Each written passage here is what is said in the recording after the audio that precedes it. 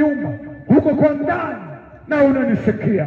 Sikia nikwambie, rafiki yangu, haujui miaka uliyoibakisha duniani, haujui siku zilizobakia duniani, haujui. Lakini Mungu anajua umebakisha miaka mingapi ya kuishi duniani. Ni bora leo utubu dhambi zako. Tunatembea tukiwa malewani, tunatembea tukiwa tumekufa, hatujui muda wowote tunazimika, muda wowote tunakufa.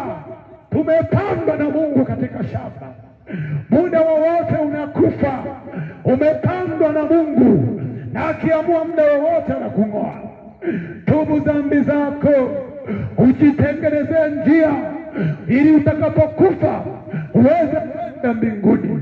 Usijidanganye eti dini yako itakuombea, eti ukifa atakuombea. Kama utatengeneza sasa hivi, hakuna mtu yoyote, awe askofu, awe mchungaji, awe nani, atakayeweza kukuombea siku utakapokuwa umekufa. Tengeneza njia zako sasa hivi, tengeneza njia yako sasa hivi, umwelekee Yesu, uache dhambi.